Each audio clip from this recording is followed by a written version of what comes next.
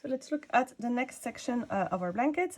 This one is a beautiful woven looking stitch. It's actually just a combination of knits and pearls, but it gives this beautiful look of like woven fabric, like a rope going under the pearls here.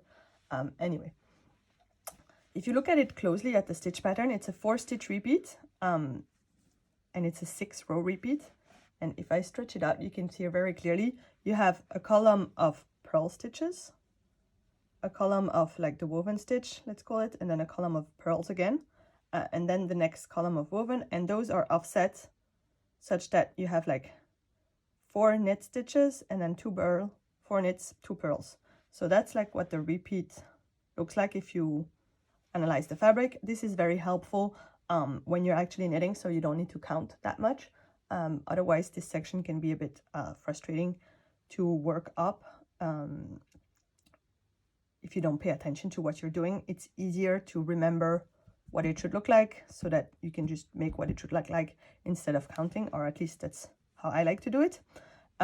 Anyway, of course, you always have your 6 pearl like garter stitch edge that we have for the entire blanket. And then because the repeat is a multiple of 4, we have 12 at the sides. So to make to make it work with the entire blanket, we do have like 1 or 2 edge stitches to take into account for the actual blanket. I'm going to show you the stitch repeat just for the 4-stitch repeat, and then you just like refer to the pattern for that 1 or 2 like beginning stitches to make sure that you take them into account correctly. Now if we look at the back side of it, let me just do it that way, it kind of looked like ribbing with a little bit of a wavy feel. So it's not super awesome, but still looks fine.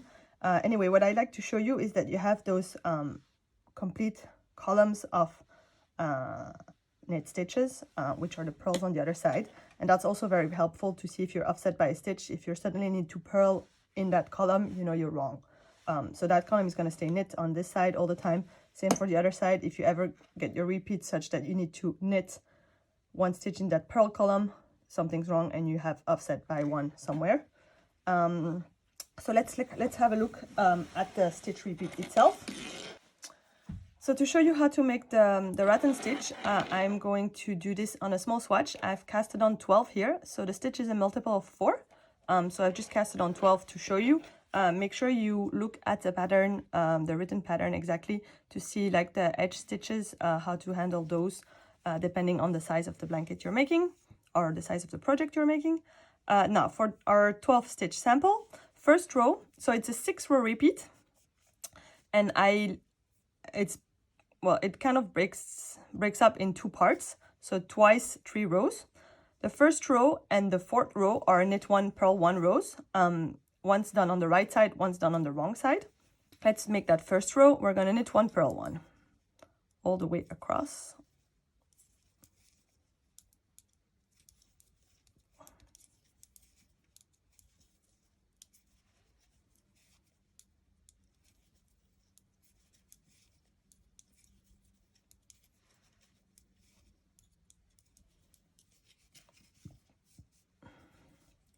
Next row, row number 2, we need to knit 1, purl 3 and repeat that across. So you're going to purl 3 stitches, and then you're going to knit 1 and purl 3 stitches again until the end of your row.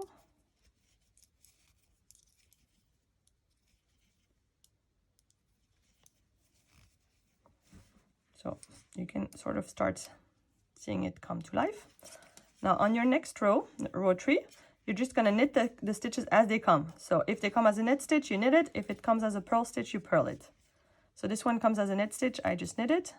Next one too. So you're going to knit 3, purl 1, knit 3, purl 1 until the end of the row.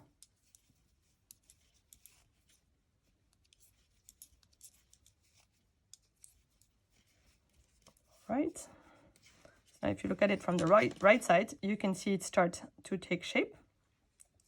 So you have those like stockinette columns. I'm gonna call them snakes because they just look like snakes going up and down to me, and just to make it easy. And these are like bridges because the snake goes under and then over the bridge. But anyway, those are like 2 rows of pearls. But that's how I like to call them in my head. So anyway, you can see that those 2 snakes have started to take shape and those bridges are done. Bridges are 2 rows high. So now we need to start the next snakes. And on the next row, it's going to be the 4th row. So it's knit 1 purl 1 again, which is going to start the next snake and finish the first batch of snakes. So we're going to knit 1 purl 1.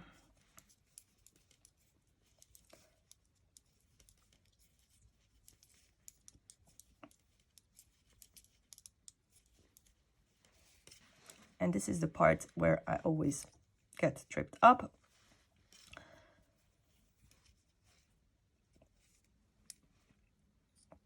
So we need to continue our snakes and finish the previous ones need to finish and the new ones need to continue.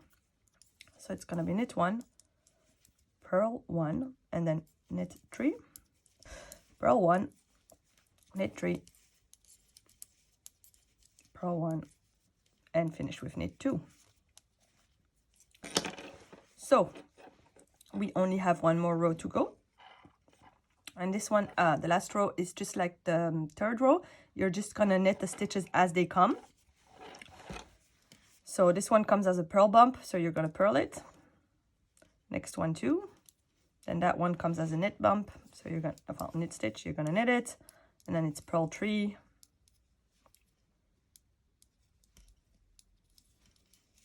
Knit 1, purl 3. Knit 1 and purl that last one. And here you can see we have finished a full repeat. So we have our full snake here that went under this bridge, and now it's gonna go over the next bridge, and here that one with those bridges.